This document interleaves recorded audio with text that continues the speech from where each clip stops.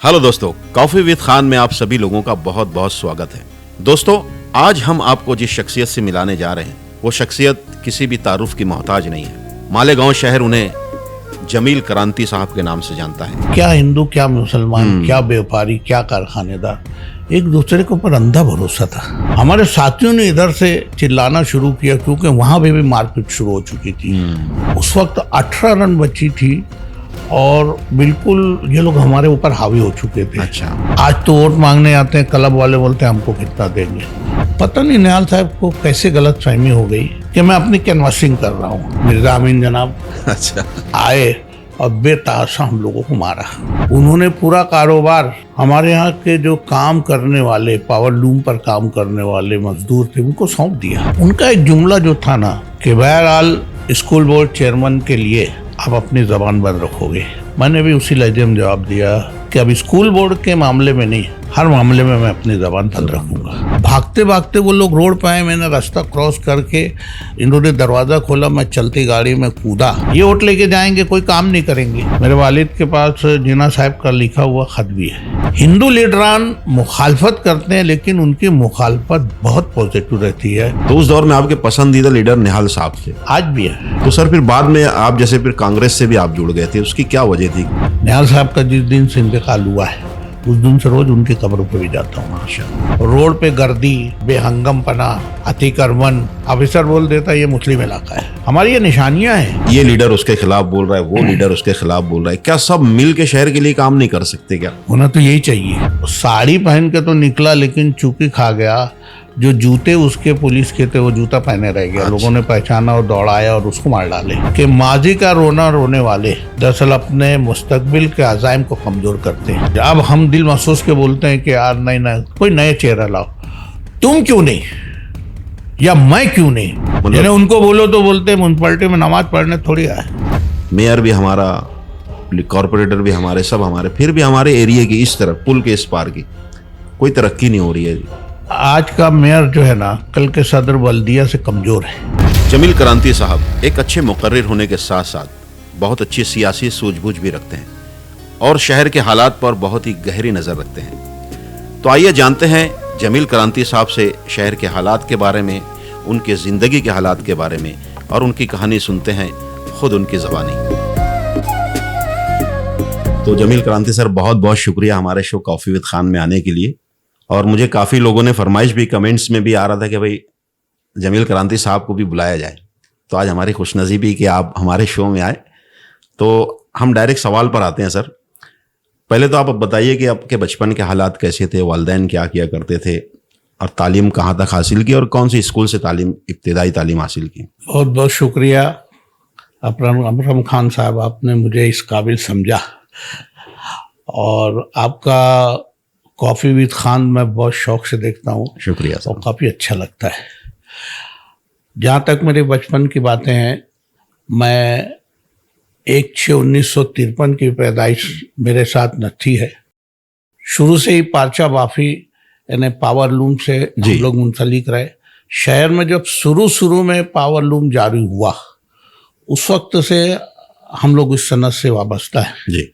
मेरे वालिद अल्हम्दुलिल्लाह काफ़ी पढ़े लिखे थे। जूनागढ़ कॉलेज से उन्होंने मेट्रिकुलेशन के बाद तालीम हासिल की। अच्छा।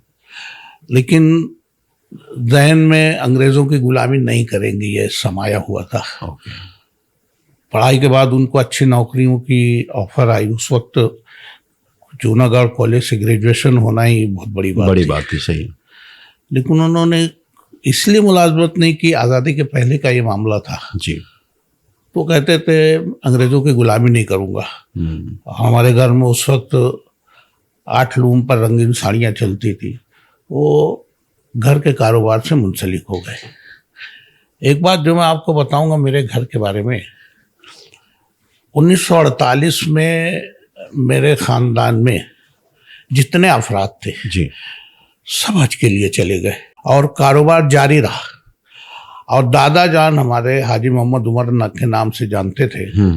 उन्होंने पूरा कारोबार हमारे यहाँ के जो काम करने वाले, पावर लूम पर काम करने वाले मजदूर थे, उनको सौंप दिया। अच्छा।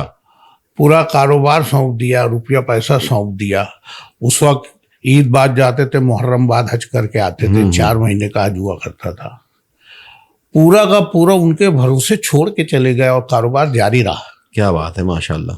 हज से आने के बाद जब 2-3 दिन गुजरा तो तमाम मजदूर जमा हुए और एक एक पाई का हिसाब हमारे दादा जान को दिया कि देखो इतनी साड़ी उतरी, इतनी मजदूरी लगी, इतना पैसा बचाइए आपका। क्या बात, क्या सादा दिल और ईमानदार लोग थे उस जमाने में। क्या बात थी वाकई में। 11 के 11 अफराद हमारे घर के सब हज के लिए चले गए और मेरे दादा इत्तेफाक से उमर हाजी, गरबर हाजी के नाम से पहचाने जाते थे। अच्छा अच्छा अच्छा। उस वक्त सऊदी अरब की माशी हालत अच्छी नहीं थी, तो फी हाजी 500 रुपया हज टैक्स लगता था उस जमाने में। 1948 की बात बता रहा हूँ। और शायद पहला साल था कि बॉम्बे से पानी का जहाज छूटना शुरू हुए, नहीं तो उसके पहले लाहौर से छूटते थे। लाहौर से छूटते ओके। मेरे वालिद का नाम हाजी अब्दुल गफ्फार। हम 2 भाई और 3 भाइयों में मैं 5वीं और आखिरी औलाद हूँ। अच्छा, जाहिर सी बात है काफ़ी लाड़ प्यार में मुझको पाला गया होगा। प्राइमरी स्कूल मैंने हमारे गली में ही स्कूल नंबर 5 थी, अच्छा, वहाँ से शुरुआत की। फिर एक वक्त ऐसा आया कि नंबर 14 स्कूल जो अभी जेटी के सामने है, हाँ 14 नंबर स्कूल, उसके बगल में मालेगांव का क्रिकेट ग्राउंड हुआ करता था। स्कूल में ऐलान हुआ क्लास में, वहाँ पर 7वीं क्लास पूरी नहीं बन रही थी, बच्चे कम पढ़ रहे थे, तो हमारे जनाब ने ऐलान किया कि कुछ लोग अगर 14 नंबर स्कूल में जाना चाहेंगे तो उनको हम ट्रांसफ़र कर देंगे। हम लोग सब फितरतन जो शरारती लोग थे, अच्छा, हम 5 दोस्त हम लोगों ने तय किया अच्छा कि 14 नंबर स्कूल में दाखिला ले लेते हैं, ओके। और बाजू में क्रिकेट का ग्राउंड है, भाग के अपन मैच देखा तो ये करेंगे। 5 कौन कौन से दोस्त थे ये? मैं समझता हूँ कि एक के अलावा तो सब रवाना हो चुके, इंतकाल हो गया। सुभान साइडिंग वाले हमारे एक दोस्त थे, अब्दुल रशीद साहब, उनके ही बुआजाद भाई थे मुख्तार अहमद, अच्छा, वो हयात हैं। एक मेरा दोस्त था अनवर, एक मैं खुद, और एक सलीम नाम का बच्चा। हम 5 लोग जो थे और सब शरारती। अच्छा, यानी आप इससे अंदाजा लगा लो कि पहले दिन गए 5 का नाम मॉनिटर ने लिख लिया कि ये बहुत शरारती है। मिर्जा अमीन जनाब अच्छा, आए और बेतहाशा हम लोगों को मारा। अच्छा, पहले दिन मतलब पिटाई हो गई? पहले ही दिन बहुत मार पड़ी। उस वक्त 2 वक्त का। तो ऐसी क्या शरारतें हुआ करती थी सर? कुछ शरारतें बताओ आपकी, कुछ ऐसे याद हो, कोई मजेदार शरारतें। क्या बताएं यार, बहुत। गोंद में लगा हुआ कागज लगा दिए, किसी को पीछे चिपका दिए। अच्छा, उस पे लिखा रहेगा मैं गधा हूं, अच्छा, है ना। कोई बैठ रहा है, उस वक्त तो पटरे रहा करते थे, तो हाँ, पटरे के नीचे वो चिपका, वो गोंद वाला हिस्सा लगा दिया। अब वो बेचारा जा रहा है, पायजामा और खमीज का रिवाज था, चिपक जाता था, लोग हंसते थे, बेचारे को पता ही नहीं चलता था। तो ये सब किस्म की शरारतें हैं। फिर हम लोग लिखते उखते नहीं थे, जो अच्छा लड़का रहता था ना उसको बोलते थे लिखा हमारी पार्टी लिखो, जनाब जो होमवर्क पार्टी पे देते थे ना, अच्छा, गिनतियाँ लिखो, होमवर्क करके लाओ, कुछ नहीं लिखते थे। सब हमारे जो अनवर नाम का जो है ना अभी हयात है, वो सब में दबंग था। अच्छा, तो जिस दिन जनाब ने मारा, और ये तय था कि अभी पेशाब पानी की छुट्टी बोलते थे, 1 घंटे की छुट्टी होती थी। सुबह हम लोग गालबन 9 बजे जाते थे, 1 बजे छुट्टी होती थी, फिर 2 बजे से फिर 5 बजे तक, ऐसे 2 वक्त का स्कूल रहता था। छुट्टी हुई और बाहर जो मॉनिटर को मारना चालू किया उसने, बेतहाशा मारा। अब बोला देख पहचान ले हम लोग को हैं, अब हमारा नाम लिखा, अच्छा, तो ठीक नहीं होगा। तो उस दिन से तो फिर हमारे ऊपर कोई बला नहीं आई। अच्छा, और उसमें सबसे बड़ा हम लोगों का जो मंशा था, क्रिकेट ग्राउंड पे जाना और मैच देखना क्रिकेट का। अच्छा। और कबड्डी के बारे में भी सुना है कि कबड्डी का भी काफी शौक रहा है आपको? हाँ, क्रिकेट, कबड्डी और शतरंज, अच्छा, इन तीनों का शौक मुझे दीवानगी की हद तक था। घर में भी शरारती थे क्या आप? घर में भी चुलबुला था। ये ना, मैं गली में गुजरता था ना, तो औरतें चरखा भरा करती थी उस वक्त, लटी जिसको बोलते थे, चरखे के ऊपर वो चरखी में डाल के, बस किसी भी चरखी पकड़ लो टूट जाए उसका तार, बारीक सा तार रहता था। सब ऐसे भाग जाता था। फिर वो आती थी, मेरी अम्मी को लोग दीदी बोलते थे, बोले दीदी देखो ना जमील आज भी तोड़ के शरारत भाग करता। गया। हाँ ये सब तो घर में अब्बू सख्त थे कि अम्मी सख्त थे? बहुत नर्म दिल दोनों। शायद अच्छा। उसका ही गैर फायदा हम लोग उठा लेते होंगे। ओके, अच्छा अच्छा। बहुत नर्म तबीयत के थे, हाईली एजुकेटेड थे, लेकिन इंतहाई सीधे और शरीफ थे। रात में हम लोग निशाना लगा लेते थे। और उमन उस जमाने में बाहर सोने का रिवाज था। हाँ हाँ हाँ। बस वो कोई सो गया क्या, रात में उसकी खाट उठा लेने का और एकदम कंपाउंड में अंधेरे में डाल के आ जाने का। अच्छा, अब वो रात में उठेगा, उसकी क्या हालत होती वो जाने, वही जाने। वो जाने। ये सब जो हरकतें थी ये सब एकदम अपने खतरनाक थी, मतलब फितरत में थी। मार खाने वाली ही हरकतें थी, हाँ। देखा जाए तो। अच्छा, मार खाने के लिए तैयार भी रहते थे, भाई किए तो भुगते भी, लेकिन वो एक मिजाज में थी वो बात। शरारतें थी। हाँ, और वो ऐसे बच्चों को ऐसे लोग मिल भी जाते ना। सही बात है। बहरहाल 7वीं पास करने के बाद फिर एटीटी में मैं आया 8वीं से। उस वक्त 11वीं का रिवाज अच्छा। था। अभी 10वीं और 12वीं जूनियर कॉलेज आती, उस वक्त जो है मैट्रिक के नाम से 11वीं ओके ओके, है अच्छा। ना। 11वीं पास करने के बाद सिटी कॉलेज का पहला साल, यानी बुनियादी उसके जो बोलेंगे ना अपन, तलबा में मैं हूँ। अच्छा, मतलब 1971 में उसकी बुनियाद पड़ी। हाँ हाँ हाँ। 115 लोगों ने पहले साल एडमिशन लिया। 11 बच्चे गालवन कॉमर्स के थे, बाकी के 104 बच्चे जो थे वो आर्ट्स में थे, मतलब आर्ट्स में थे। ओके। अब्दुल हफीज अंसारी साहब प्रिंसिपल बने, और उन्होंने शुरू में आके एक बात बोल दी और मैंने उसको ना गिरे में बांध ली। अच्छा। बोले देखो, अगर ग्रेजुएट होना है तो ये पहला साल संजीदगी से पढ़ लो, नहीं तो इसके बाद जिंदगी कट जाएगी, आप लोग पास नहीं हो पाओगे। मैंने तमाम शरारतों को बहुत काबू में रखा। और पूरा फोकस इतनी शरारत की कि भाई मेरा साल का नुकसान नहीं हो। तो जो भी नोट्स वगैरह, पीडी जब बोलते थे उसको, पीडी डिग्री जी, फर्स्ट ईयर, मैं नोट्स लेके लिख के लाता था ना, तो वालिद साहब उसका पूरा उर्दू में तर्जुमा कर देते थे। तो मुझको समझने में बड़ी आसानी हुई। 111 तलबा थे उस वक्त, पहले पूरे कॉलेज में।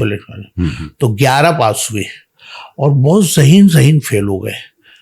जो बहुत पंक्चुअल थे, बहुत स्टडी करते थे, क्लासों में जवाब देते थे। मैं बोला सब फेल तो मैं भी फेल। उस वक्त तो मराठी अखबारों में सुबह सुबह रिजल्ट आ जाया करता। हाँ हाँ हाँ। तो मेरा एक साथी आया, बोला तू पास हो गया। मतलब हो ही नहीं सकता। अच्छा। तू फेल, ये फेल, वो फेल, मैं कहाँ से पास होने वाला।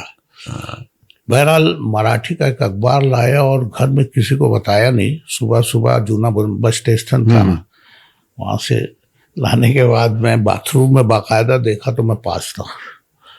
तो क्रिकेट का शौक था। फिर मैं MSG कॉलेज ट्रांसफर हो गया। तो कॉलेज स्कूल की लाइफ में सर जी, सबसे अच्छे टीचर्स कौन थे जिनसे आप बहुत ज्यादा मुतासिर, स्कूल लाइफ के टीचर? सच बात है कि मुझको ज्यादातर बहुत अच्छे टीचर मिले। अच्छा। वो मुझको बाद में एहसास हुआ कि सही मानों में मैंने जिस दर्जा उनकी कदर करना चाहिए थी नहीं की। नहीं कर पाए। जैसे अतफाल बुक वाले जो मुख्तार जनाब आज भी हयात हैं। हाँ हाँ, मुख्तार सर। मुझको उन्होंने तीसरी, चौथी, पांचवी मुसलसल पढ़ाई। जब छठी में वो ऐसा हुआ कि जनाब बदल गए, तो बाकी लोगों का क्या हाल हुआ वो मालूम नहीं। मैं बहुत रोया था। अच्छा। उनके लड़के जो हैं, हमारे TT के आज सुपरवाइजर है अहमद मुस्तफ़ा सर। अहमद मुस्तफ़ा सर, वो टीचर मुझको याद है। पहले मुझको अकबर जनाब बन पढ़ाए थे, वो ADI थे, बाद में वो बर्तन बाजार में रहते थे। अच्छा अच्छा। बहुत प्यार से पढ़ाते थे। मैं स्कूल से भाग जाया करता था, गली में घर था, निकले के घर में बुलाते थे मुझको, बैठा के ना चाय वो पिलाते थे। बेटा भागने का नहीं, पढ़ाई करेगा तो देख कुछ बन जाएगा। सुनते थे अपन, बोलते थे, सब बोलते हैं, ये भी बोल रहे हैं। लेकिन प्राइमरी में ये सब टीचर्स मुझे नक्श हो गए। हाई स्कूल में तो एक से एक टीचर मिले मुझको। जैसे कौन, मतलब जिनसे बहुत ज्यादा मुतासिर थे आप? मैं अभी इंतकाल हुआ अयूब अंसारी सर, हाँ हाँ, है ना, एहतशाम सर, हमारे जो ATT के दीवाने लिखे, बहुत प्यारी शख्सियत थी। उसके अलावा इसाक सर, हेडमास्टर हमारे जो थे खुर्शीद हसन मिर्ज़ा, अच्छा, और इकबाल कुरैशी सर, आमीन नदीमी सर, ये सब बहुत प्यारे। और जो एटीटी के दीवाने जिन्होंने लिखा उर्दू के बेहतरीन, देखो नाम आते आते नहीं आ रहा है मेरे जहन में, शर्मिंदगी की बात है। ये सब टीचर बहुत अच्छे थे मुझको बहुत। फिर ये शरारतों का सिलसिला कहाँ से एक मोटिवेशन हुआ कि यार अब बंद करनी, जब थोड़ा पढ़ाई पर ध्यान देना चाहिए? नहीं, पीडी के बाद तो फिर मैं असलियत पे आ गया था। अच्छा। संजीदगी से मैंने पढ़ाई नहीं कभी। हाँ, इतना ज़रूर हुआ कि कॉलेज में एक रूल था कि रिपीटर्स आर नॉट अलाउड अच्छा। To take part in sports. वो जहन में था कि हाँ, दोबारा मुझको क्रिकेट खेलने का, शतरंज खेलने का, कबड्डी खेलने का मौका नहीं मिलेगा। तो मैं आखिरी के चंद महीने जो है वो बराबर संजीदगी से पढ़ लेता था। उस वक्त पिक्चर जाना और दूसरी सब बातें छोड़ देता था। अच्छा। लेकिन शरारत और ये हंसमुख माहौल तो फिक्री तौर से मेरे शुरू से ही रहा। हाँ, शुरू से लगा हुआ और आज भी कायम है माशाल्लाह। आपकी तकरीरों में समझ में आता है सुनते वक्त। ग्रेजुएशन होने के बाद मैंने एमए इंग्लिश से करना शुरू किया, अधूरा छोड़ दिया। अच्छा। एलएलबी करना शुरू किया, तीसरे साल का एग्जाम नहीं दिया। समझो कॉलेज के ज़माने में मैं खेलता था तो क्रिकेट का मैं बहुत दिन कैप्टन था, ग्रुप तक खेला उसमें। शतरंज में मैंने यूनिवर्सिटी पार्टिसिपेट किया माशाल्लाह। और कबड्डी जो थी, मैं समझ लो शहर की मशहूर क्लब थी कारवां। हाँ। कारवां कबड्डी क्लब का मैं बहुत दिन कैप्टन रहा। अच्छा। हिलाल क्लब में खेला और हिलाल तो क्लब उसके अलावा और कहाँ कहाँ नुमाइंदगी की थी आपने अपने स्पोर्ट्स को लेकर शहर से बाहर? देखो, मुझको पूना, अहमदनगर, धूलिया, जलगांव, अच्छा है ना, इन इलाकों में इन्हें नुमाइंदगी करने का मौका मिला। नासिक वगैरह सब था उसमें। वो कॉफी भी लेते ना? कैसा है, कॉफी विद खान में आया तो कॉफी पीना कम से कम एक बार तो जरूरी है। इत्तेफाक से स्कूल में भी आप मीटिंग में कॉफी पी रहा था और याद आई तुम्हारी कि कॉफी तो वहां भी शायद मिले। तो सर अभी एक सवाल और काफी लोगों के जहन में था और मेरे भी जहन में था, ये नाम के आगे जो क्रांति लगा हुआ है जी, तो ये सरनेम है या इसका क्या कारण है क्रांति? असल में मैंने बताया ना कि हम लोग बेसिकली पावर लूम से मुंसलिक। बिल्कुल। तो माफ करना, मैं उस सर का नाम याद आया तो रहमान सर। शहर में, बल्कि बैरून शहर के भी जितने भी आपने स्कूल के तराने सुने होंगे जी, एटीटी के दीवाने जैसा कोई तराना शायद नहीं। बिल्कुल। यानी 1966 से आज तक बिल्कुल कई नस्लें गुजर गई, लेकिन जबान जद हो जाता है बच्चों को। जबान जद हो जाता है। तो उसके खालिक थे अताउर रहमान सर, उर्दू के बेहतरीन टीचर थे। वो भी मेरे पसंदीदा आइडियल टीचरों में से थे। रही बात ये क्रांति कहाँ से आया, तो मैंने कहा कि हम लोग पार्चा बाफी से मुंसलिक थे। घर में रंगीन साड़ी पावलूम पर चलती थी। उस वक्त मोनोग्राम की बड़ी अहमियत थी, जिसको सिक्का बोला जाता था। हाँ, जैसे 62 नंबर वाले हो गए, ब्लू बर्ड वाले हो गए, एक ब्रांड था, मतलब ब्रांड था, अपना देश वाले हो गए। तो ये सब ब्रांड से पहचाने जाते थे। हमारे वहाँ फ्लाइंग बर्ड नाम का सिक्का लगता था हमारी साड़ियों पे। 1977 में जब दादा जान की तबीयत एकदम कमजोर हो गई और ऐसा लगने लगा था कि शायद अब वो ज्यादा नहीं जी पाए, तो अब्बू और चच्चा यही दो बेटे थे जी, हमारी दो बुआएं थी। तो वो बोले कि मैं चाहता हूं ना कि मेरे बाद जो तड़का होना है आप लोग मेरे सामने कर लेते तो अच्छा था, ताकि कल के लिए कोई मसला ना खड़ा हो। आमतौर से हो जाता था। अब्बू और चच्चा सब सीधे साधे शरीफ लोग थे। बोले हाँ ठीक है। उसमें अहमियत सिक्के की थी। जो नाम से सिक्का जाना जाता था मार्केट में, अगर वो बाइतमाद सिक्का या मोनोग्राम माना जाता था तो और साड़ियों से उसको कीमत ज्यादा मिलती थी, डिमांड रहती थी। बाहर के व्यापारी उस नाम से डिमांड करते थे। अब सब तो हो गया, सिक्का एक ही था। तो ये हुआ कि कौन लेगा। अबू जान ने कहा कि नहीं, सिक्का मेरे भाई और उनके लड़कों को दे दो। ये बच्चे नए सिरे से कुछ भी अपनी तकदीर आजमाएंगे। इत्तेफाक से इमरजेंसी के बाद कांग्रेस के खिलाफ बिहार में जयप्रकाश नारायण ने मोर्चा संभाला। अच्छा। और बिहार से निकलकर वो पूरे देश में वो उनके तो खिलाफ आंदोलन जो फैलता गया। आंदोलन बढ़ता चला गया। हम्म। ये 1977 की बात है और नतीजा ये हुआ कि इंदिरा गांधी की पूरी सियासी टीम हार गई। कांग्रेस यहाँ से पूरी गवर्नमेंट चली गई, है ना। मोरारजी देसाई उसके पहले वजीर आजम बने। वो जनता दल या जनता पार्टी उसी वक्त की देन है। ओके। तो वहां पर ये आंदोलन जब चला, जयप्रकाश नारायण को जेपी की क्रांति के नाम से याद किया जाता था।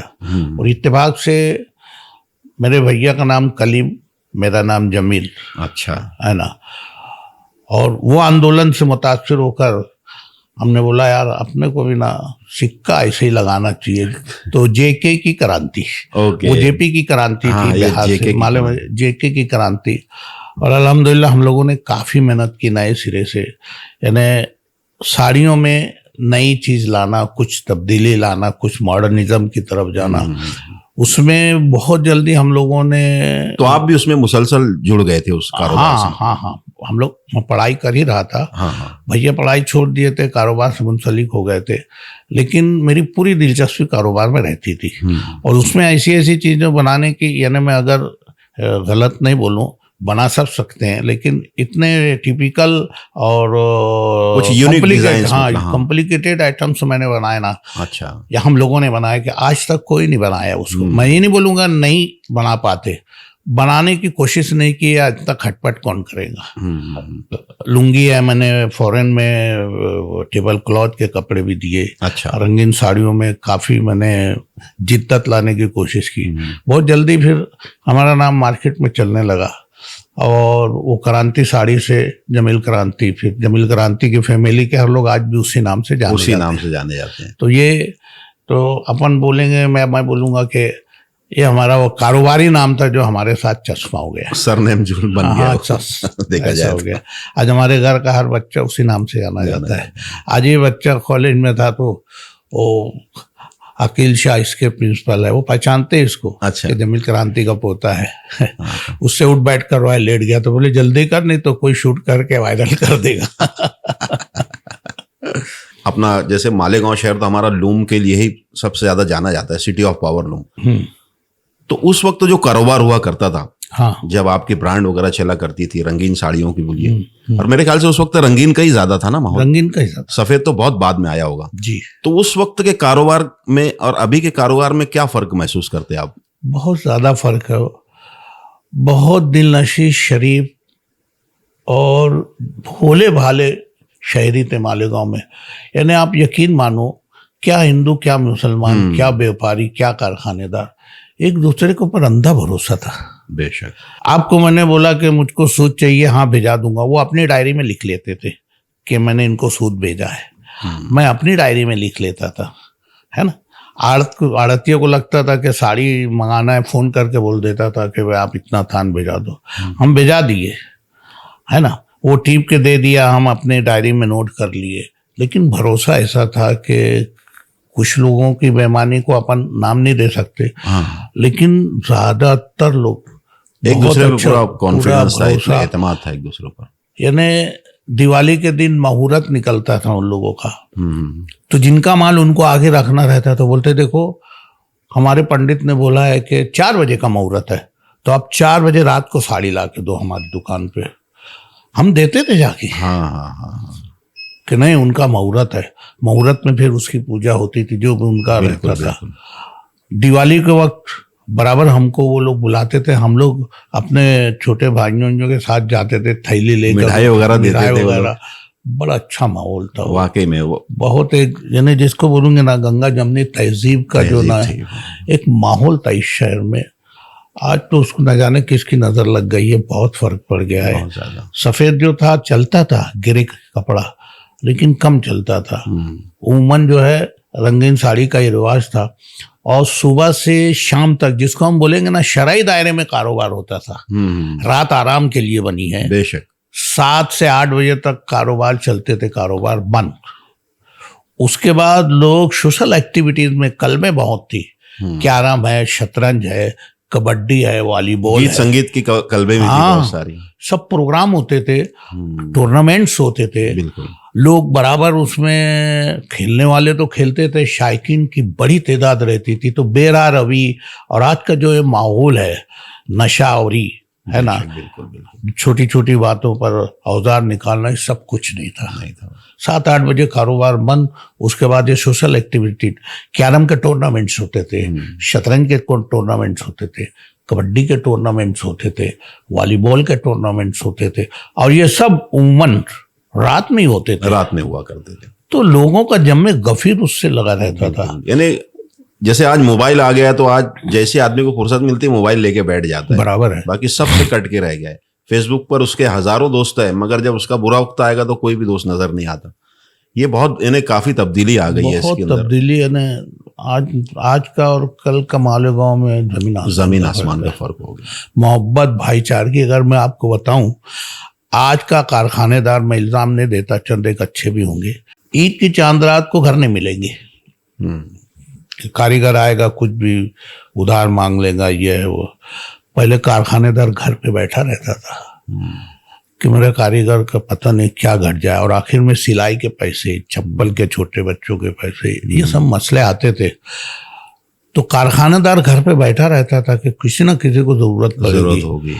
उनके वहाँ शादी पड़ रही है, उनको वहाँ मौत मैयत हो गई है, खामोशी से पूरी मदद करते थे। अरे आप यकीन मानो, जो कारखानेदार को वहाँ जो कारीगर खड़ा हो गया लूम चलाने के लिए, उम्र कट जाती थी। हाँ, यानी वो ऐसा हो जाता था फैमिली मेंबर की तरह, फैमिली मेंबर जैसा, जैसे समझ के चलो कोई आया बोले जा तो जमील के लूम पे देख, तो जा निहाल के लूम पे देख, तो सगीर के लूम पे कुछ बिगड़ा है क्या, उनके नाम से मंसूब हो जाता था वो लूम।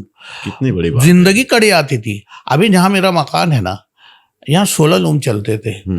आज भी जो कारीगर हयात हैं उस वक्त के, अच्छा, मिलने आते तो बोलते ना का मोरा लूम वही रहना, मोरा लूम।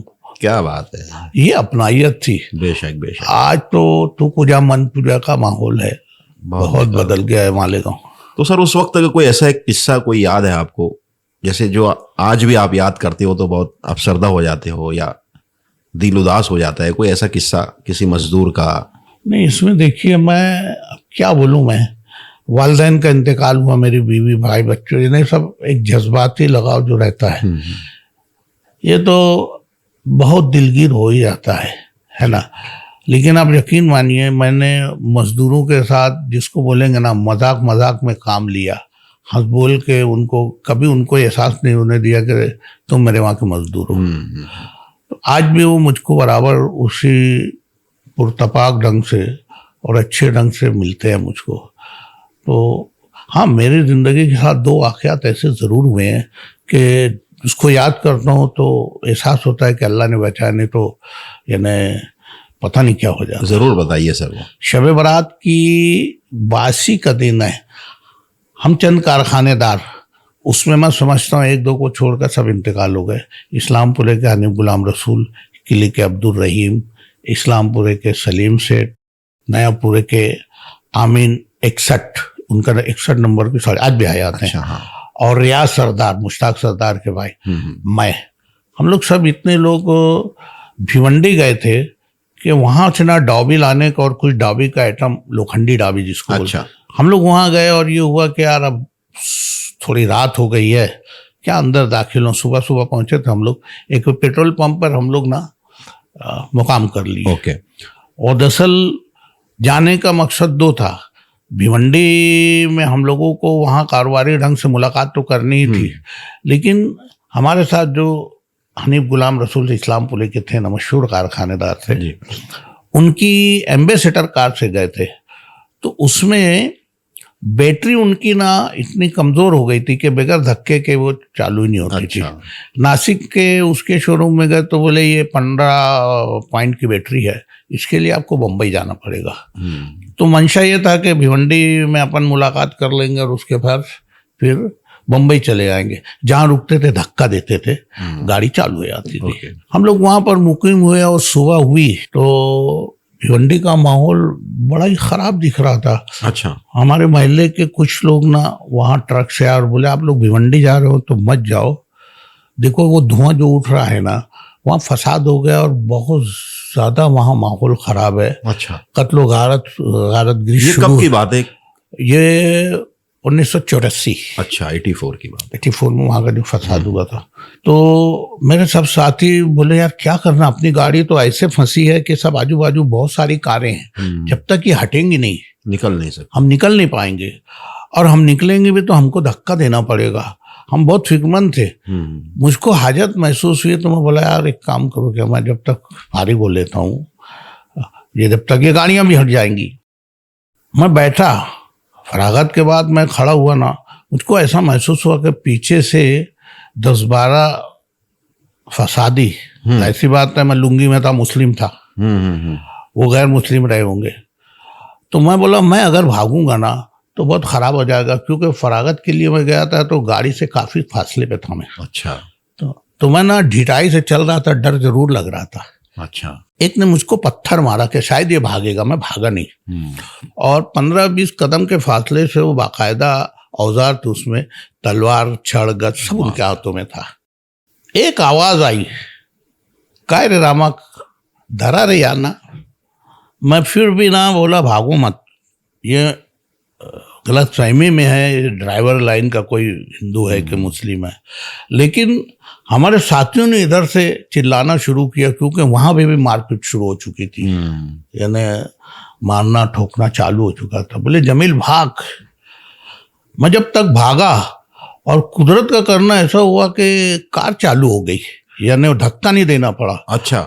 अब ये लोग बाकायदा मेरा इंतजार नहीं किए, कार लेको रोड पे आए, और मैं भाग रहा था, क्रिकेटर था अल्हम्दुलिल्लाह, इसलिए मैं बहुत तेज भाग रहा था। भागते भागते वो लोग रोड पे आए, मैंने रास्ता क्रॉस करके इन्होंने दरवाजा खोला, मैं चलती गाड़ी में कूदा, और जब पलट के देखा तो वो लोग बाकायदा कार से हमारा पीछा भी कर रहे थे। अच्छा। अंदर 10-12 लोग थे। वो एक लम्हा बहुत है ना ऐसा था कि हम लोग जब तक चांदौड़ नहीं आ गए कोई किसी से बोल ही नहीं रहा था। अच्छा, मैं थोड़ा सा जब ऐसा मेरा मिजाज के मुताबिक मैं थोड़ा हंस बोल करने की कोशिश किया तो मुझको बाकायदा डांटते थे वो। बोलते तेरे को मालूम नहीं तू कैसे क्या यहाँ तक बच गया, तेरा क्या हाल हो रहा था, हम लोग देख रहे थे। ये हुआ, और हम लोग सापुतारा गए थे सनसेट देखने के लिए, ऊपर चढ़े तो हमारे सब साथों फोटो खिंचा रहे थे। तो एकदम ऊपर पहाड़ी के ऊपर ना ऐसे आगे की तरफ एक पत्थर निकला हुआ था। अच्छा। तो मैं साथियों को बोला यार मैं ना वहां से यहाँ आता हूँ तो ऐसे पूरी खाई जो रहेगी घाटी, पोरू का पूरा फोटो मेरे साथ आएगा, तो मैं वहां पर उतरता हूँ और तुम लोग वहां मेरा फोटो लो। मैं जैसे ही उस पर कूदा वो पत्थर टूट गया। अच्छा। और मैं फिर पहाड़ी को ऊपरी हिस्सा पकड़ के लटका तो पत्थर मिनटों तक उसकी आवाज आ रही थी, गड़गड़ गड़गड़ गड़गड़ गड़गड़ गड़गड़ जाने। हाँ। सब साथी मुझको खींचे, ये रफ़ी सेठ, खलील सेठ के और मेरे मोहल्ले के सब दोस्त लोग सब थे, उन्होंने मुझको खींचा और बोले नहीं अब नहीं रुकेंगे, चलो मालेगांव। तो ये दो वाकयात तो मेरे ध्यान में, हाँ, एकदम जान, यानी अल्लाह की मदद ही बोल सकते हो उस चीज को, उसकी मर्जी थी अभी तक। बेशक बेशक। ये तो दोनों वाकयात ऐसे है ना कि क्या हो जाता बोल नहीं सकते। सकते। और सर आपके कोई हिलाल क्लब भी थी ना, स्पोर्ट्स क्लब, उसमें कौन कौन से स्पोर्ट्स खेले जाते थे? हिलाल क्लब शहर के अच्छे क्रिकेट क्लबों में माना जाता था। अच्छा। वहाँ बेसिकली जो क्रिकेट के ही समझ के चलो रिवाज रहा। ओके। दूसरे खेलों में कैरम वगैरह में कुछ अच्छे खिलाड़ी शादी खिलाल वगैरह हुए, उन्होंने इनाम भी पाया, लेकिन पूरा का पूरा फोकस क्रिकेट हुआ करता था, क्रिकेट ही हुआ करता था। तो उस दौर में कौन कौन से प्लेयर थे जो बहुत अच्छे प्लेयर थे? बहुत पुराने लोगों का तो मैं अहाता नहीं कर पाऊंगा, जहां से मैंने थोड़ा बहुत संभाला जी। तो हिलाल क्लब में अपने वक्त के मशहूर क्रिकेटर अब्दुल अजीज कलर है ना, हाँ। उनका आज खानदान जाना पहचाना है। प्रोफेसर उस्मान गनी, एक असगर हुसैन बेहतरीन बॉलर थे शहर के। अच्छा। फजलुर रहमान, और अली अकबर अपने वक्त का बेहतरीन विकेट कीपर थे। अच्छा। इतना लहीम शहीम आदमी। मिलन होटल के बाजू में मुगल दरबार एक है, हाँ हाँ। उसके वो जो जावेद है ना, उसके चच्चा थे। और हमारे अरशद सर जो मॉडर्न स्कूल में पढ़ाते उनके वालिद मोहतरम थे। अच्छा। बहुत लहीम शहीम, मगर विकेट कीपिंग ऐसी के उसकी मिसाल नहीं दी जा सकती। अच्छा। फुर्तीले फुर्तीले इतने कि शॉर्ट रन के लिए मशहूर थे। अच्छा। आपको मैं बोलूं कि कम से कम उनका 120-30 किलो वजन रहा होगा। अच्छा। अपने वक्त के वो बहुत मशहूर खिलाड़ी थे।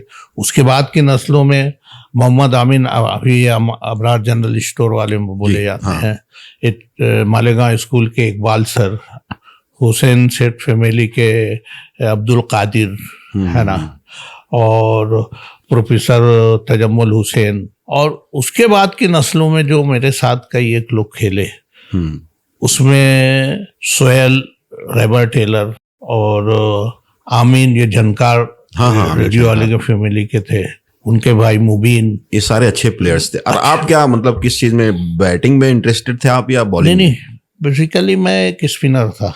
अच्छा। बैटिंग तो मेरी ऐसा मान के चलो कि 6-7 नंबर के बाद ही मैं बैटिंग के लिए आता था। बॉलर थे मतलब आप बेसिकली? स्पिनर बॉलर था मैं। और मैं पहले फास्ट बॉलिंग किया करता था बचपन में। 10वीं में था मैं, बड़े मैचेस खेलने लगा था, एटीटी से मैं नुमाइंदगी करने लगा था।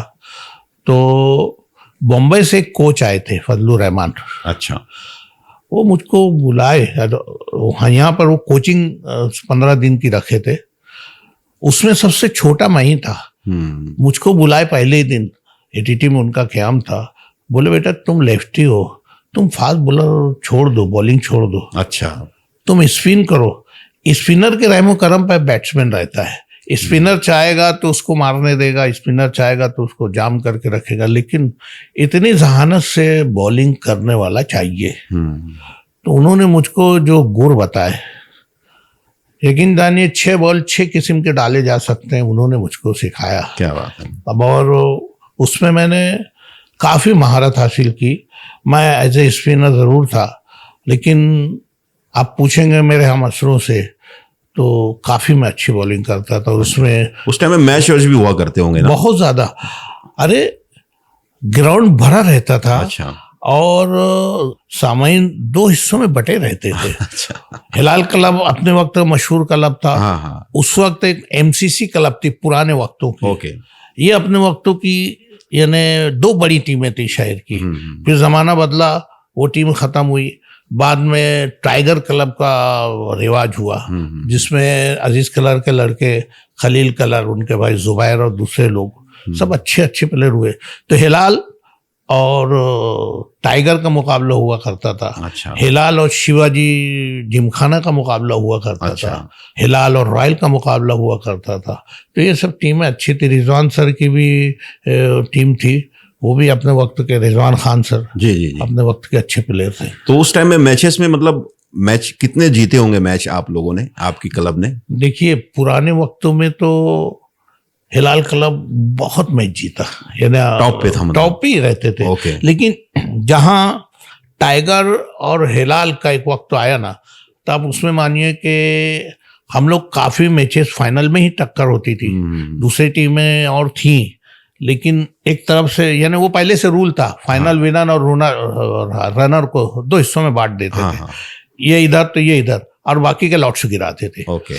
तो अक्सर फाइनल में ही मुलाकात होती थी। अच्छा। ज्यादातर मैच उरूज के जमाने में टाइगर ने हमसे जीता है। अच्छा। लेकिन जहां उनका जवाल आना शुरू हुआ और वापस फिर हिलाल टॉप पे आना शुरू हुई, टाइगर क्लब खत्म हो गई। अच्छा। तो टाइगर के ऐसे कौन से प्लेयर्स थे जिनसे सभी लोगों को, आप लोगों को डर लगता था यार ये डेंजर है? मैं बोला ना, खलील कलर जो था अच्छा। ना, अपने वक्त का मशहूर बॉलर और बैट्समैन, ऑलराउंडर था। उसका भाई जुबैर था। अच्छा। यानी मैं समझता हूँ कि शहर का सबसे स्टाइलिश बैट्समैन था वो। अच्छा। और बहुत कायदे से खेलता था। बाकी लोगों को तो मैं ऐसा लगता था कि आसानी से आउट ले लूंगा, लेकिन उसके लिए बहुत कोई टफ मैच याद है सर आपको जो बहुत एकदम काटेगा हो जाता ना आखिर में जाके, एकदम आप कौन जीते, इतने रन इतने बॉल, कोई ऐसा मैच? हाँ, फाइनल में ही टाइगर और हमारा था। अच्छा। हम लोगों को जितनी रन चाहिए थी, हाँ, अचानक कोलैप्स होना शुरू हुआ। हम लोग बैटिंग कर रहे थे। अच्छा। मैं खलील कलर का एक छोटा भाई जावेद कलर, आप अगर पहचानते होंगे, वो था। उसके बाद फिर हमारे विकेट कीपर थे, एकदम ये टेल एंडर थे। अच्छा। इन्हें एकदम आखिरी के बैट्समैन थे। उस वक्त 18 रन बची थी और बिल्कुल ये लोग हमारे ऊपर हावी हो चुके थे। अच्छा। 8 विकेट गिर चुका था। और ओवर कितनी बाकी थी? तो मुझको याद नहीं है, लेकिन 18 रन बनाना और 90 विकेट के साथ खेलना, हाँ, जुएश बड़ा लाने का, और टाइगर टॉप पे थी उस वक्त। हर लम्हा ये खदशा रहता था कि मेरा उधर का बैट्समैन कहीं बैट में ना आ जाए। मैं कोशिश करके 4-5 गेंद खेलता था और कोशिश करता था कि फिर आखिर में मैं ही बैट पे जाऊं। बहरहाल करते करते करते करते वो मैच हमने जीता। और वो और मैं समझता हूँ कि बहुत मेरे यादगार मैचों में से एक मैच है कि टाइगर का जीता हुआ मैच हमने उनके मुंह से निकाल लिया। वो हमेशा हमारी यादगारों में रहा है। तो जमील सर, जैसे क्रिकेट में इतनी ज्यादा दिलचस्पी थी आपकी, तो फिर आपने उसको कैरियर बनाने की कोशिश क्यों नहीं की? सही मानों में कैरियर बनाने के लिए ना, मैं जब छोटा था ना, तो जो हमारे कोच आए थे ना, ये बोलते थे कि मैं इस लड़के को बॉम्बे ले जाता हूँ। अच्छा। और वहाँ मैं इसको चमका दूंगा, तो इसके वालिदैन से इजाज़त ले लो। मैं 14-15 साल का ही था उस वक्त, बड़े मैचेस खेलने लगा था, है ना। इंतखाब हुसैन नाम था। अच्छा। मैं फल्लू रहमान बोला, इंतखाब हुसैन वो कोच थे जो आपके? वो कोच थे। और उनके ऊपर थोड़ा सा इल्ज़ाम था कि ड्रिंक वगैरह करते थे, नहीं तो टेस्ट लेवल के बैट्समैन थे। अच्छा। यानी उनकी बात अगर मैं बताऊं, यहाँ हमारी उस वक्त जब कोचिंग कर रहे थे, एक टीम बन के नासिक गई थी। वो सीधे हाथ से खेल रहे थे, नहीं आउट ले रहे थे, तो लेफ्ट हैंड से खेलने लगे थे। तो भी नासिक के इतने माहिर बॉलर्स उनको नहीं आउट ले पाए। क्या बात है। और बॉलिंग भी उनकी ऐसी थी कि कोई नासिक का बैट्समैन उनके सामने नहीं टिक पाए। बहुत क्वालिटी थी उनके अंदर। तो मुझको ले आना चाहते थे बॉम्बे। बोले मैं इसको पूरी तरीके से निखार के ना एक अच्छा नामी गिरामी क्रिकेटर बना दूंगा। अब उस वक्त बाहर पढ़ाई का और बाहर जाने का तो वालिदैन सोच भी नहीं सकते थे। ये 1967-68 की बात है। अरे रोना धोना चालू। अरे बोले नहीं नहीं, वो जब हमारे कुछ जिम्मेदारान मुझको लेके आए घर पे कि ये बच्चे को बॉम्बे भेज दो तुम। अच्छा, तो रोना धोना चालू। अरे नहीं नहीं, कहीं नहीं लेके जाने का। अच्छा, उस वक्त जो आज के ये प्लेयर जो इतने हायर होते हैं ना, ये सब रिवाज नहीं था उस टाइम में। लेकिन उस वक्त रणजी ट्रॉफी, दिलीप ट्रॉफी और रेस्ट ऑफ इंडिया, ये सब टीमें बनती थी और इसी में से इंडिया की टीम बनती थी। और उसमें भी 4 से 5 लोग तो बॉम्बे के ही रहते थे। बॉम्बे जो हमेशा से नगरी रही है हर चीज की। तो मैं एक हद के बाहर नहीं बढ़ सका फिर। मतलब वो घर वालों की मर्जी नहीं थी, मतलब कि आपको बाहर उस वक्त तो ये हुआ। लेकिन जहां तक स्पोर्ट्स की बात है, मैं बस ये लोकल में ही खेलता रह गया। कॉलेज में भी मैं ग्रुप मैच के आगे नहीं बढ़ पाया। तो सर, जैसा कि अक्सर हम लोग आपको अच्छे अदबी प्रोग्रामों में, सियासी स्टेज पर भी आपकी तकरीर सुनते हैं, लोग इंतजार करते हैं कि भाई जमील क्रांति साहब कब आएंगे, कब बोलेंगे। चीज कहाँ से इंस्पायर की, किस चीज ने आपको ऐसा मतलब एक अच्छा बोलने वाला बनाया? ये सवाल मुझसे अक्सर किया जाता है। जैसे मैं एक बात और मुझको बोलते हैं कि जिस मजलिस में जाते हो उस मजलिस का बराबर ख्याल रखते हो, वो सियासी है, समाजी है, तालीमी है, सनती है। यकीन मानो ये अल्लाह की देन है। मैंने अपना सियासी गुरु निहाल साहब को माना और मैं उनके पीछे बैठ के सिर्फ उनको देखते रहता था। ये बस उनका एहसान है। लेकिन जहाँ तक बोलने की बात है ना, सब फितरी तकाजे हैं। मिनट के 60वें हिस्से में मुझको बोल लेंगे कि कुछ बोल दो तो मैं तो जहन मेरा बराबर तैयार हो जाता है। लेकिन सर, एक चीज ये होती है कि अदबी गुफ्तगू, अदबी कोई तकरीर करना, वो एक अलग बात हो जाती है। अब सियासी स्टेज पर भी आप हो तो उसमें भी उतनी ही मजबूती से बात की जाती है। इस मजहबी कोई अगर कहीं पर बात करनी है तो उसमें भी तो कहीं ना कहीं से आदमी मुतासिर होता है। तो ऐसे कौन से राइटर्स है जिनको आपने पढ़ा है, या आपके पसंदीदा राइटर्स कौन थे? देखिए, मैं तो ऐसे सही मानों में मेरा मुताले का पूरा माहौल है जी।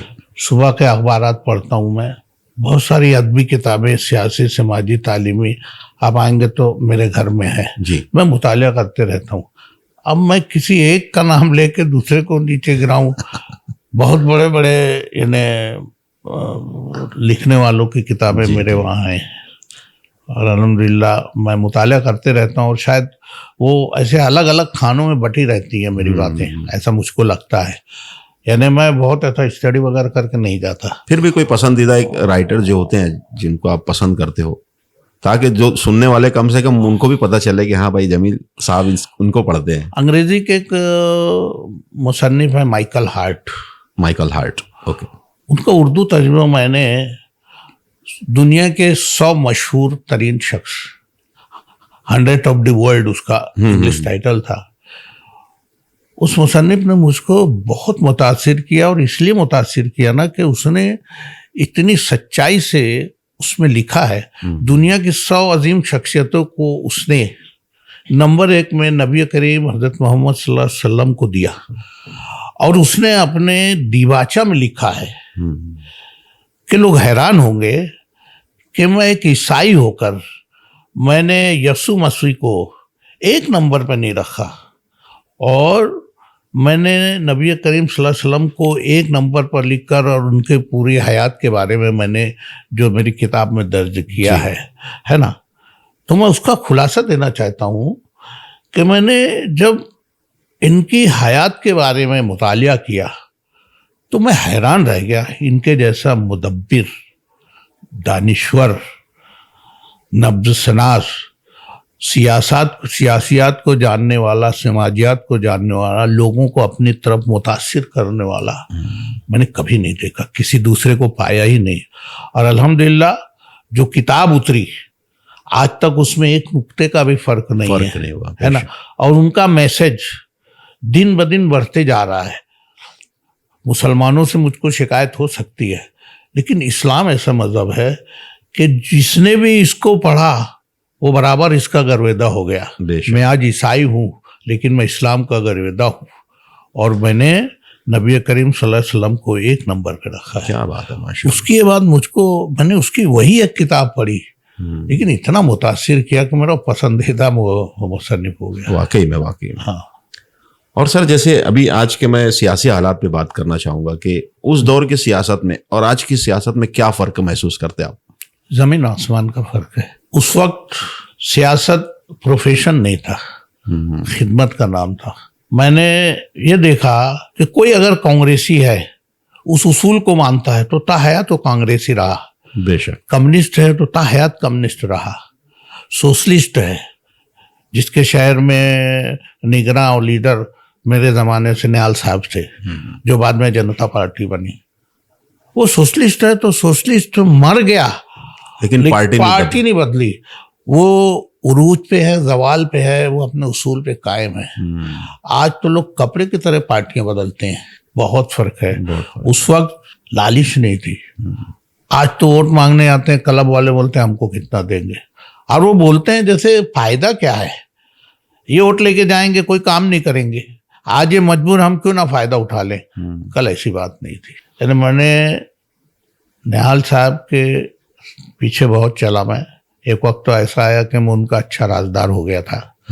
यह बोलना चाहिए कि बहुत सारे मशवरे मेरे कारखाने के ऑफिस से हुआ करते थे। वो अपने गरीब वर्करों को टिकट दिया करते थे कि जो 100 रुपया नहीं खर्चा कर सकते, और बराबर वो चुन के आते थे, क्योंकि वो वर्कर बराबर पब्लिक से टच रहते थे, अवामी काम करते थे। तो उस दौर में आपके पसंदीदा लीडर निहाल साहब थे? आज भी है। अच्छा, यानी उनसे ज्यादा मुतासिर है आप? यानी उनका जो मिजाज मैंने देखा ना, कि जो बात है कहने की सरेदार कहे है, यानी फांसी के फंदे में भी खड़े होकर सच बात बोलना, बबांग दहल बोलना, निहाल साहब में वो बात थी। तो सर फिर बाद में आप जैसे फिर कांग्रेस से भी आप जुड़ गए थे, उसकी क्या वजह थी? असल में मैं स्कूल बोर्ड का मेंबर हुआ, और मैं टीटी हाई स्कूल से मुंसलिक हो चुका था बहुत पहले। क्रिसेंट स्कूल हम लोगों ने बनाया।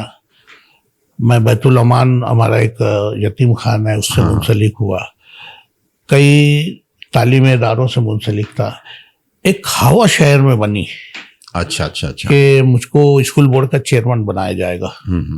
पता नहीं निहाल साहब को कैसे गलत फहमी हो गई कि मैं अपनी कैनवासिंग कर रहा हूँ कि मुझको चेयरमैन बनाया जाए। ओके। उन्होंने एक कारपोरेटर का नाम लिया, मुझको घर पे बुला के बोले कि आप सब जगह जाके अपनी बात रख रहे हो कि मुझको चेयरमैन बनाया जाए। मैंने कहा कि देखो मेरी ख्वाहिश हो सकती है लेकिन ये घटिया काम मैं कभी नहीं करूँगा। तो उन्होंने एक कारपोरेटर का नाम लिया कि आप उसके घर गए थे। तो मैं बोला मैंने तो उसका घर ही नहीं देखा है तो जाऊँगा कहाँ से। अच्छा। उनका एक जुमला जो था ना कि बहरहाल स्कूल बोर्ड चेयरमैन के लिए आप अपनी ज़बान बंद रखोगे। मैंने भी उसी लहजे में जवाब दिया कि अब स्कूल बोर्ड के मामले में नहीं, हर मामले में मैं अपनी ज़बान बंद रखूँगा। और वहाँ से निकल के आ गया। सियासी लोग तो मौका देखते रहते हैं। रशीद साहब ने मेरे से रुजू करना शुरू किया। बोला नहीं, मैं नहीं आऊँगा अभी, मैं अपने उन साथियों से मशवरा करूँगा जो मेरे हमेशा से साथ रहे हैं। बेशक। जब हमारे सब साथी राजी हुए तो मैंने कांग्रेस में शमूलियत हासिल कर ली। लेकिन निहाल साहब का एहतराम अपनी जगह कायम, अपनी जगह आज भी है। यानी मैं अगर नहीं बोलने वाली बात बोलूं, बोलिए, जरूर बोलिए। मेरी वालदा का इंतकाल हुआ 23 जून 1989 को। अच्छा। उस दिन से मैं कोई दिन नहीं है कि कब्रिस्तान नहीं गया हूँ। शहर में अगर नहीं हूँ अलग बात है। यानी आज 35 साल हो गए, फसाद हुआ, कर्फ्यू लगे, लेकिन मैं कभी रुका नहीं, रोज गया हूँ। निहाल साहब का जिस दिन से इंतकाल हुआ है उस दिन से रोज उनकी कब्रों पे भी जाता हूँ। माशाअल्लाह, क्या बात। तो अपने लीडर के लिए हाँ, एक बहुत बड़ा खराज अकीदत है, मैं रोज उनके लिए दुआ करता हूँ। बहुत अच्छी बात है। जमील सर, जैसे आप जब छोटे थे और वालिद साहब जैसे कि यानी अंग्रेजों के आगे झुकूंगा नहीं, उनका ये उसूल था, तो उस वक्त का कोई ऐसा किस्सा जब वालिद साहब ने जो आपको सुनाया हो, जब हमारा मुल्क अंग्रेजों के गुलाम था, कब्जे में था, तो उस वक्त का कोई ऐसा किस्सा आज़ादी की लड़ाई के वक्त का बोलो या उस दौर के हालात का, उस वक्त का कोई किस्सा? मेरे दादा अक्सर बोला करते थे कि मैं इतना पढ़ाया लिखाया, ये गवर्नमेंट की सर्विस नहीं किए। जिन्ना साहब से बहुत मुतासिर थे मेरे वालिद। जिन्ना साहब से, और मुस्लिम लीग के गर्वेदा थे। अच्छा। मेरे वालिद के पास जिन्ना साहब का लिखा हुआ खत भी है। अच्छा। हाँ था। तो मेरे दादा बता रहे थे कि बॉम्बे में मुस्लिम लीग की कॉन्फ्रेंस थी, ये वहाँ कॉन्फ्रेंस में थे, वहाँ पर हुल्लड़बाजी हुई, फसाद शुरू हो गया, लोगों की जान के लाले पड़ गए, सोडे की बाटलियाँ चलने लगी, औजार चलने लगे, वगैरह वगैरह। मेरे दादा बता रहे थे कि हम लोग इतने फिक्रमंद हो गए और ये बड़ी मुश्किल से बच के बॉम्बे से मालेगांव आए। अच्छा। हाँ, ये मेरे वालिद ने तो कभी अपनी सियासी यानी दिलचस्पी के बारे में कभी नहीं बताया। लेकिन दूसरों से पता लगता रहा। अपने शहर में भी उस वक्त था ना जमील साहब के, जब अंग्रेजों की और जब आंदोलन शुरू हो गया था उनके खिलाफ, मतलब इंडिया में पूरी बगावत फैलने लगी थी। हाँ। तो अपने शहर में भी तो कुछ लोग थे ना जो उस लड़ाई में शामिल हुए। अगर आपको बोलूं कि इंडिया में तहरीक शायद बाद में शुरू हुई होगी, मालेगांव में बहुत पहले शुरू हो चुकी। अच्छा। यानी उस वक्त खिलाफत तहरीक से लोग बहुत मुतासिर थे। 1922 में यहाँ पर अंग्रेजों के खिलाफ तहरीक शुरू हुई, और उस वक्त मैं अगर आपको बोलूं तो तीन कंडील का जो इलाका बोला जाता है, छोटे मार्केट के पास जी, वहां पर बोलते हैं कि सियासी मीटिंगें हुआ करती थी। अच्छा। 1922 में तहरीकियों के खिलाफ कोर्ट ने फैसला किया कि हर एक को 50-50 रुपया जुर्माना। अच्छा। 50 रुपया बहुत। हमारे वकील ने यानी खिलाफत वालों के वकील ने दरखास्त की कि 50 रुपया बहुत बड़ा जुर्माना है, कुछ कम किया जाए। पूरा शहर उमटा था, छोटा सा शहर था, शायद 12-13 हजार की आबादी थी उस वक्त। तो बहुत हिकारत और तंजिया अंदाज में बोला कि वो तुम्हारी जो इस्लामी तंजीमें हैं ना, उनसे बोलो ना कि इनके ऊपर जुर्माना लगाए, वो अदा करें। बस पब्लिक बिफर गई, और वहां से जब निकली तो वो लोग जो अंग्रेज नवाज थे, उस वक्त शहर 2 हिस्सों में बटा था। अच्छा। एक वो जो अंग्रेज नवाज उस वक्त तो भी थे, मतलब ऐसे मुस्लिम में भी थे। अच्छा। और जो अंग्रेजों के खिलाफ थे, तो जो अंग्रेज नवाज थे फिर उनके घरों में लूटपाट ये वो सब शुरू हुआ। बस्कट राव नाम के फौजदार ने गोलीबार का ऐलान किया, पब्लिक ने उनको दौड़ाया, वो वहाँ मंदिर में घुस गए, और मंदिर में साड़ी वगैरह पहनकर, यानी लोग मंदिर को छेके हुए थे अच्छा। और उसको निकालने के लिए आग लगा दिए थे मंदिर को। अच्छा। हाँ, तो वो साड़ी पहन के तो निकला, लेकिन चूकी खा गया। जो जूते उसके पुलिस के थे वो जूता पहने रह गया। अच्छा। लोगों ने पहचाना और दौड़ाया और उसको मार डाले। अच्छा। है ना। 7 लोगों को मुख्तलिफ सजाएं हुई, 5 लोगों को फांसी और 2 लोगों को उम्र कैद। 2 लोग तो उसमें जेल में ही इंतकाल हो गए अच्छा। और 5 लोगों को फांसी हुई। उस वक्त आज़ादी के लिए 116 लोगों को मुख्तलिफ सजाएं दी गई अपने शहर से। अपने शहर से। ओके। उसमें 105 या 6 चूक रहा हूँ मुस्लिम थे और बाकी हमारे हिंदू भाई थे। अच्छा। 1922-23 में उनको, 22 में ये सब हुआ, 23 में सजाएं हुई। तो उस वक्त तो मुल्क में तहरीक में वो जोर नहीं था। यहाँ पर कांग्रेस झंडा जलाया गया और खिलाफत का झंडा लहराया गया। 3 दिन तक यहाँ खिलाफत की हुकूमत थी। एक मुस्लिम नाम में बोल रहा हूँ, टपालिया बोलते, तो उसने नासिक जाके खबर दी कि यहाँ पर उस वक्त तो इतना कोई मॉडर्न, वहां से फिर फौज आई, लोगों की गिरफ्तारियां हुई, मुख्तलिफ सजाएं हुई। मतलब उस वक्त अपने शहर ने भी बहुत सारी कुर्बानियां दी आज़ादी के लिए, बहुत सारी।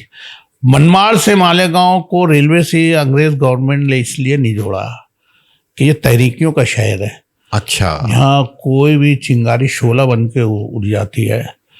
उन्होंने बोला ये गलती नहीं करेंगे। अगर रेलवे यहाँ आ गई तो अंग्रेज हुकूमत के खिलाफ इनकी तहरीकें और अंग्रेज़ों के खिलाफ इनका गुस्सा और भड़क जाएगा और ये बराबर ट्रेन के जरिए एक शहर से दूसरे शहर जाएंगे। इसलिए हमारा शहर आज भी रेलवे के लिए तरस रहा है। आने वाली गवर्नमेंट भी क्या कर रही है वो सबके सामने। बिल्कुल। तो सर, आज के सियासी हालात पर भी कुछ आप अपनी राय दीजिए कि अभी अपने शहर के सियासी हालात और शहर के हालात, तो इसमें हमारे सियासी लीडरान जो है, जो भी अभी नौजवान क़यादत है, जितने भी अभी नए नए लोग आए हैं, तो उनको आप क्या मशवरा देना चाहोगे? देखो, बदकिस्मती से हमारे यहाँ ज़्यादातर वो नुमाइंदे चुन के गए जो हुकूमत के खिलाफ पार्टियों से चुन के आए। जैसे मैं नाम लूँगा नियाल साहब का, वो 6 दफ़े के MLA हुए लेकिन हमेशा अपोजिशन में रहे। अभी मुफ्ती इस्माइल साहब 2 दफ़ा चुन के आए, ये अपोजिशन में रहे। हाँ, शेख रशीद हो गए, आसिफ साहब हो गए, या इसके पहले हारून अंसारी, आयशा हकीम हो गए जी। ये वो नुमाइंदे थे कि ये गवर्नमेंट से मुंसलिक थे, मतलब इनकी गवर्नमेंट रही है, गवर्नमेंट के ज़माने में ये चुन के आए। आसिफ साहब तो खैर जब चुन के आए तो बीजेपी की गवर्नमेंट थी, लेकिन ज़्यादातर कांग्रेस के लोग जो चुन के आए, तो गवर्नमेंट कांग्रेस के होने की वजह से इन लोगों को काम करने के बड़े मौके मिले। उनके ज़माने में जो काम काज हुए वो दूसरे लीडरों के ज़माने में नहीं हो पाए। मुफ्ती साहब बहुत अच्छे इंसान हैं, लेकिन उनको काम करने का, असेंबली में बात उठाने का मौका ही नहीं मिलता। जितने मेंबर रहते हैं उसमें पूरा वक्त तकसीम किया जाता है। समझो 2 घंटे का अगर है सेशन, तो आपके पास कितने असेंबली मेंबर है, वो 160 मिनट 288 मेंबरों में तकसीम कर दिया जाता है। इनको 1 मिनट भी नहीं मिलता कि अपनी बात रख सकें। वही कांग्रेस का अगर रहा, अगर उनके 100 मेंबर है तो उसके हिसाब से उनको असेंबली में बात करने का, अपनी तजवीज़ रखने का मौका रहता है। दूसरी बात ऐसी है कि हमारे वहाँ निगेटिव थिंकिंग बहुत है। जैसे मालेगांव हम सेंट्रल में हैं, आप आउटर में जाकर देख लो ना, जमीन आसमान का फर्क है। पुल के उस तरफ चले जाओ। अभी जो तब्दीली दादा भूसे ने लाई है, ठीक है, वो तो आज मिनिस्टर है मानता हूँ, कल नहीं था ना। कल भी उसने जो काम किया, अब देख लीजिए, लाइक 27 है। बेशक। अभी वो जो तब्दीलियां ला रहा है, वो पुतले के पीछे देखिए, बहुत कुछ है ना।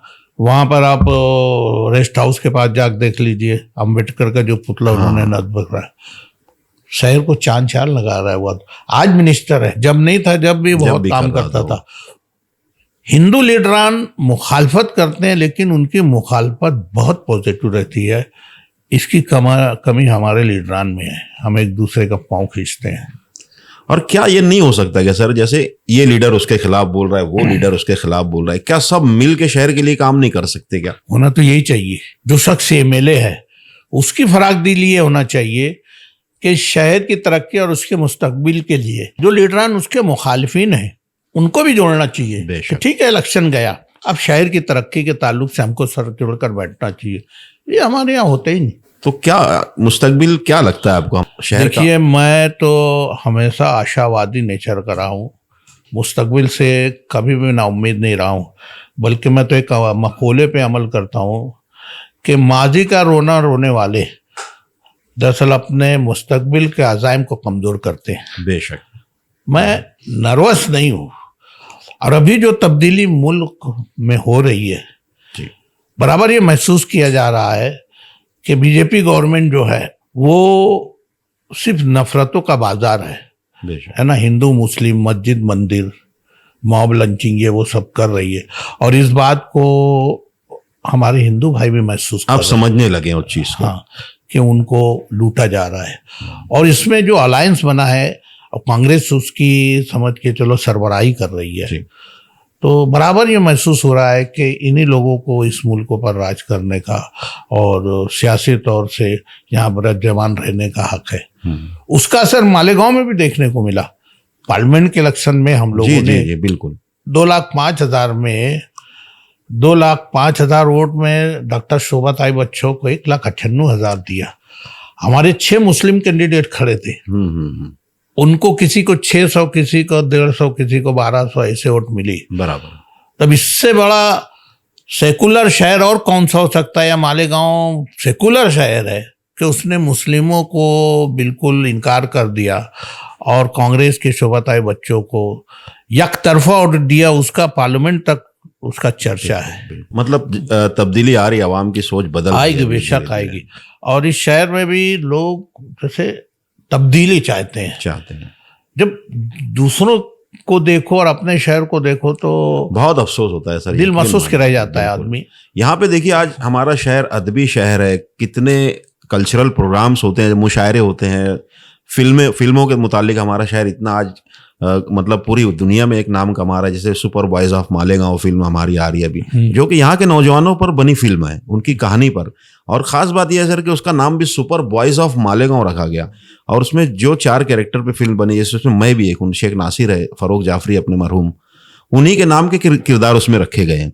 और अभी टोरंटो में उसको बहुत अच्छा मतलब स्टैंडिंग क्लैपिंग उसको मिली, स्टैंडिंग, यानी बहुत उसको सराहा गया फिल्मों को। कनाडा में भी 2 दिन पहले हुआ, लंदन में।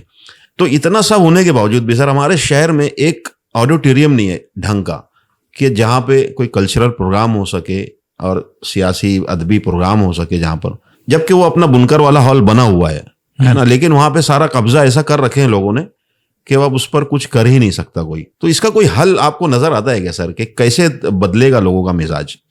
देखिए, सियासत गंदी नहीं है।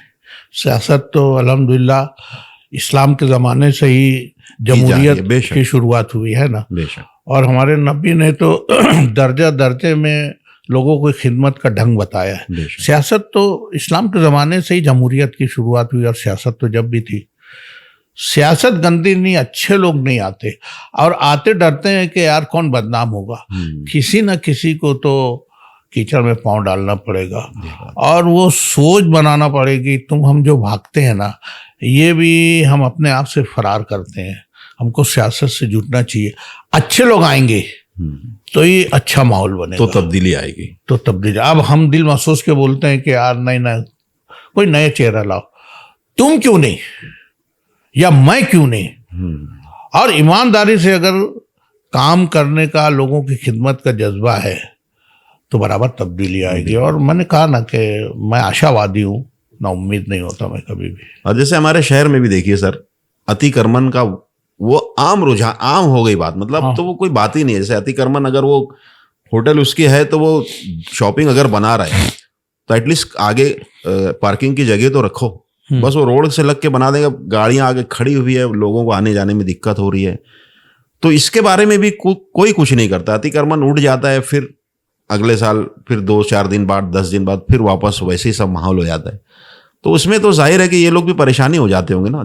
जाहिर सी बात है ना, वो तो ला रहे हैं कि भैया ठीक है तुम ढंग से रहो। गासबाना कब्जे के ताल्लुक से इस्लाम में बहुत सख्ती से मना किया है ना। ये गासबाना कब्जा है, उसमें मैं भी मुजरिम हूँ बराबर का, दूसरे भी हैं। बेशक। लेकिन आप यकीन मानो, हम यहाँ मेजॉरिटी में इसलिए इतना सब हम लोग कर लेते हैं, दूसरे शहरों में सब नहीं। इतना नहीं होता। और कोई ऑफिसर आता है या कहीं भी आप देख लें, रोड पे गर्दी है ना, बेहंगम पना, अतिक्रमण, ऑफिसर बोल देता है ये मुस्लिम इलाका है। बराबर। हमारी ये निशानियां हैं। निशानियां। हमको सही मानों में सोच और फिक्र दोनों बदलने की जरूरत है। लेकिन बदलने को कोई तैयार नहीं है सर। मैं फिर कहूंगा मैं आशावादी हूँ, तो आएगा वो जमाना। आएगा इंशाल्लाह, उम्मीद तो रखनी चाहिए अल्लाह की ज़ात से कि ऐसा होगा।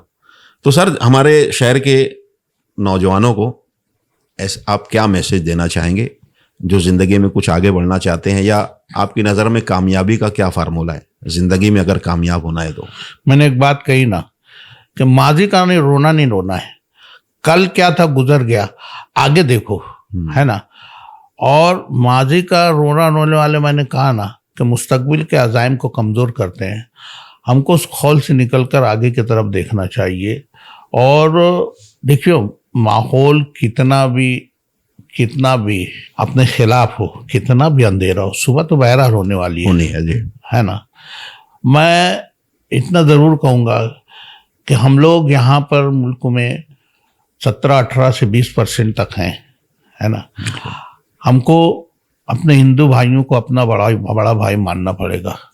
और देखिए, जहाँ तक पार्शलिटी और जानिबदारी की बात है, मैं तो कहूँगा हमारे घर में भी तो है। हमारे 3 बच्चों में हम किसी को बहुत चाहते हैं, दूसरों को कम चाहते हैं, है ना।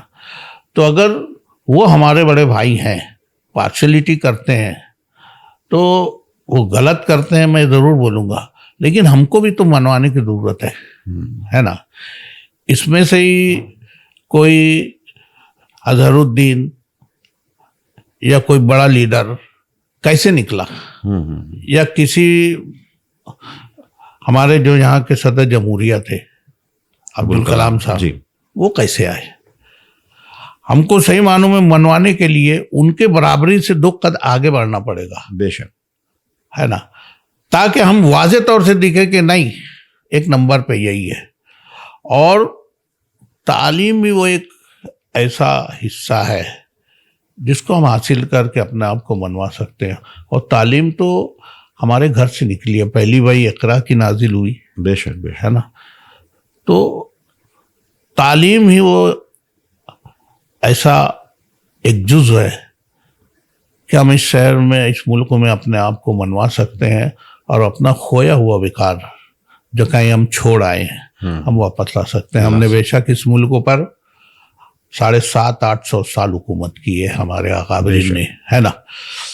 अगर वो लोग फिरका परस्त होते तो यहाँ तो आज हिंदू होना ही नहीं चाहिए था। वो कल भी माइनॉरिटी में थे, हाँ बिल्कुल। लेकिन दुनिया उनको मानती थी क्योंकि अदल इंसाफ के साथ वो बराबर अपनी हुकूमत चलाते थे। और शरीयत के दायरे में ज़्यादातर बादशाहों ने लोगों के साथ सलूक किया है। मैं यही कहना चाहूँगा हमारे नौजवानों को कि नाउम्मीद और नर्वस होने की कोई ज़रूरत नहीं है। पीछे मुड़ के नहीं देखना है, आगे की तरफ अपने आप को मनवाना है। तो तालीम ही वो शोबा है जिसमें अपने आप को मनवा के हमारा खोया हुआ कार हासिल कर सकते हैं। और जैसे अपने शहर में सर, जैसे हुक्मरान तो कारपोरेशन में सारे मुस्लिम हैं, सारे बड़े ओहदों पर, उसके बावजूद भी काम नहीं हो रहे शहर में। तो इसकी क्या वजह हो सकती है? मतलब कि सब तो तुम्हारे हाथ में ना, सब कुछ तो मेन पोस्ट पे बैठे हुए हैं, मेयर भी हमारा, कॉर्पोरेटर भी हमारे, सब हमारे, फिर भी हमारे एरिया की इस तरफ, पुल के इस पार की कोई तरक्की नहीं हो रही है। आज का मेयर जो है ना, कल के सदर बल्दिया से कमजोर है। अच्छा। सदर बल्दिया जो होता था वो मुखिया होता था, है ना, और चीफ ऑफिसर उसके अंडर में होता था। आज मेयर जो है रबर स्टैंप है, कमिश्नर जो चाहेगा वही होगा। अच्छा, ये तो कि एक वजह, हमारे कारपोरेटर भी हैं, है ना, लेकिन वही बात है, हम लोग अपनी रिकाबी पर पूरा का पूरा माल खींचने की कोशिश। देखो, मैं बिल्कुल सफाई से कहता हूं, बेशक, चंदे को छोड़ दीजिए, बिल्कुल लोग धंधा करने जा रहे हैं कारपोरेशन में, जब तक पुराना वक्त नहीं आएगा। यानी मैं तो ऐसा भी सुना हूं, मैं नाम नहीं लूंगा, एक सदर बल्दिया ऐसे भी थे अपने वक्त के, मुझे याद है उनका नाम, मैं बोलूंगा नहीं, कि सदर बल्दिया थे, रात को लूम चलाते थे वो ताकि घर चले। क्या बात है, बहुत बड़ी बात है। उस वक्त के एक हिंदू सदर बल्दिया काशीकर साहब, काशीकर है ना, पहले बैलगाड़ी का रिवाज था, बैलगाड़ी पे ही हमारे सब जो टॉयलेट वगैरह संडास वगैरह थे उसके जो कुछ भी जखीरे निकलते थे वो रात में बैलगाड़ी पर आकर लोग निकाल कर संडास से लेकर जाया करते थे। बैलगाड़ी के लिए चारा मंगाना की बात थी, क्योंकि उस वक्त बैलों का ही रिवाज था, गाड़ियां बैलगाड़ी से ही चलती थी। उस वक्त के सदर बल्दिया, शायद उनके घर ये तुम्हारे सपाटी बाजार में उनका मकान था, वहां से गुजरी तो उन्होंने गाड़ी चलाने वाले से पूछा तो बोला कि मैं म्यूनसिपैलिटी के बैलों के लिए चारा लाने जा रहा हूँ। तो इन्होंने पैसा दिया, अब बोला मेरे घर का भी लेके आ जाना। वो आया, उनके घर पे जितना उन्होंने कहा था उतने चारे की पेंडी उतार दी। अपोजिशन वालों ने इसको हुआ बना लिया, अच्छा, कि सदर बल्दिया ने म्यूनसिपैलिटी की आमदनी से जो चारा हासिल गया, उसके पैसे से जो चारा आया, उसमें से कुछ पेंडी अपने घर उतार ली। अच्छा, वो इतने दिल बर्दाश्ता हुए, म्यूनसिपैलिटी गए, उस गाड़ी वाले को बुलाया गया और तमाम लोगों के सामने ये साफ सफाई हुई कि सदर बल्दिया साहब ने अलग से पैसा दिया था कि मेरे घर का भी चारा आप लेके आ जाना। लोग बहुत शर्मिंदा हुए, लेकिन काशीकर साहब इतने दिल बर्दाश्ता हुए कि उन्होंने इस्तीफा दे दिया और कभी पलट के वो म्यूनसिपैलिटी नहीं गए। क्या बात है, ये लोग थे। बेशक बेशक, बहुत बड़ी बात है। और आज तो क्या क्या हो जाता है, किसी को मतलब उनको बोलो तो बोलते म्यूनसिपैलिटी में नमाज पढ़ने थोड़ी आए। सही बात, तो कमाने ही आए भाई हमको यहाँ। अब देख लो जब का जमाना और कितना फर्क हो गया, कितना फर्क हो गया। तो सर आज के जो लीडरान है हमारे शहर के, जो अभी फिलहाल जिनके नाम चलते हैं, मुफ्ती साहब हो गए, आशिफ शेख रशीद साहब हो गए, एजाज बेग साहब हैं, शान हिंद है, मुस्तकीम डिग्निटी वगैरह, मालिक अब यूनुस ईसा है, किसमें क्वालिटी आपको क्या लगता है कि इनमें किसी में है लीडरशिप की क्वालिटी? देखिए, मैं कांग्रेस पार्टी से मुंसलिक हूँ जी, लेकिन बेसिकली मैं हर इस के राब्ते में तो रहे हैं। सही, सियासी बसीरत सब में है, बस उसको सही ढंग से इस्तेमाल करने की जरूरत है। तब्दीली चाहता है शहर, बेशक। किस हद तक आवाम के मन का कोई लीडर आता है ये तो आगे ही पता लगेगा, लेकिन जहाँ तक काम करने का जज्बा है हर एक में है, वो भी मजबूर है। आज जो इतना प्रोफेशन बन गया है ना ये, कि बगैर पैसों के कुछ नहीं होता है, कुछ होता नहीं, इस बात को खत्म होना चाहिए, नहीं तो क्वालिटी शहर में बहुत है। तो पुराने जो हमारे शेख रशीद साहब थे, निहाल साहब थे, शब्बीर अहमद, तो उनमें क्या क्वालिटी आपको अच्छी लगती थी सर? पहले जैसे रशीद साहब के बारे में बताइए कि उनके अंदर क्या एक अच्छी क्वालिटी थी। बहुत फराक दिल शख्स था वो, अवामी लीडर था, यानी लोगों की मदद करना और भरपेट उनको पैसे दे देना, ये शेख रशीद अवामी लीडर था वो। और निहाल साहब में क्या क्वालिटी? निहाल साहब मजदूरों के लीडर बोले जाते थे, और उन्होंने जो तहरीक चलाई वो अपने आप में एक मिसाल है, और बाद में वो अवामी लीडर बने। मैंने कभी उनको किसी से इलेक्शन के लिए या किसी काम के लिए पैसा मांगते हुए नहीं देखा। अच्छा, एक दबदबा था उनकी हयात तक, आज भी लोग उनको याद करते हैं। बेशक। अगर निहाल साहब, आज भी कुछ होता है, हिंदू मुस्लिम मामलात होते हैं, निहाल साहब होते तो ये करते, निहाल साहब उनका एक दबदबा था। एक वक्त ऐसा भी आया कि 5-25 के मजमे में कोई अकेला कमजोर दुबला पतला सा आदमी भी कुछ दमबाजी करता था ना, अच्छा, तो लोग बोलते थे उसको मतलब वो निहाली है।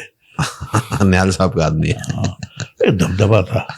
और जहाँ तक शब्बीर सेठ की बात आप बोल रहे हो ना, मैं तो उनको सही में मालेगांव का शाहजहां कहूँगा।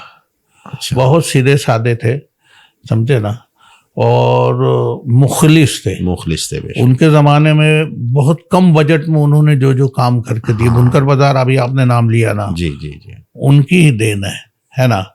बहुत सारे शॉपिंग सेंटर्स वगैरह बनाए गए, बहुत सारी स्कूलें बनी, छोटे से बजट में उन्होंने बहुत काम बहुत किया। सारे काम किए। अच्छा, उनको हुकूमत का भी, गवर्नमेंट कांग्रेस की रहती थी, ये कांग्रेस के नुमाइंदे थे, यहाँ सदर बल्दिया रहते थे, उनको काम करने के मौके भी बहुत मिले और उन्होंने काम भी किया। बहुत पुरखुलिस लीडर थे। मैंने कहा ना कि मैं उनको मालेगांव का शाहजहां कहता हूँ। बेशक, बिल्कुल। तो बहुत बहुत शुक्रिया जमील सर आपका हमारे शो में आने के लिए।